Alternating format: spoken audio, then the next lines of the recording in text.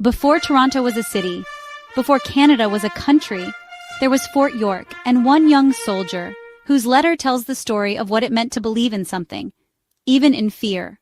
To my dearest Eleanor, it has been 3 months since we left Portsmouth, and though the voyage was long and cruel, I have at last arrived in this new world they call Upper Canada.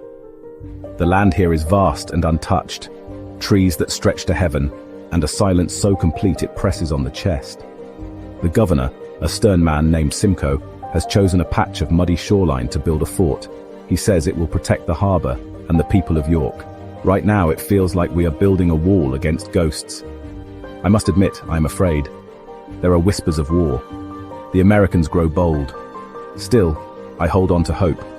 The men are good-hearted, and there is something about this land, something beautiful and wild that I cannot quite put to words. Tell Mother not to worry. Kiss William Jr. and tell him I love him. Yours always, William. The forest seemed endless. Each morning began with the sound of axes biting into wood, hammers ringing against stone. The fort was rising from the mud, and with it, a future.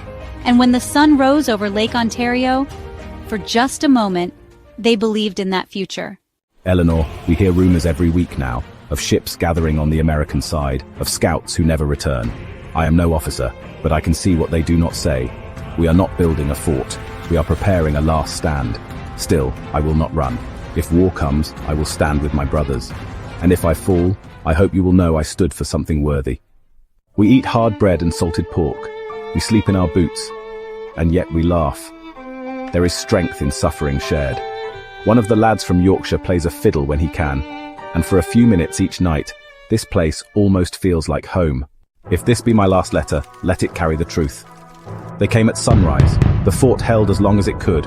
We were outnumbered, but not outwilled. I saw boys become men today. Tell Eleanor I did not run. We stood for York, for home. May 1813. The Americans were closing in. Their ships had bombarded the shoreline. Their troops had landed east of the fort. There were too many. Fort York was about to fall. To keep the enemy from capturing British munitions, the order came: blow the magazine, a warehouse filled with barrels of gunpowder, enough to level half the fort. Someone had to stay behind. I will do it.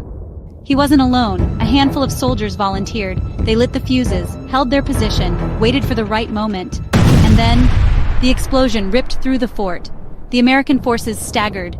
The defenders had destroyed what they couldn't hold. William was never seen again. They found no body, only pieces of scorched wood and twisted iron. But they say he stood until the end, so others could escape. William never returned to England. He did not live to see the city York would become, but because he and others stood, it did. History remembers generals, but nations are built by men like William, young, afraid, and brave anyway. He came as a stranger, he died a protector. This is Fort York, Toronto.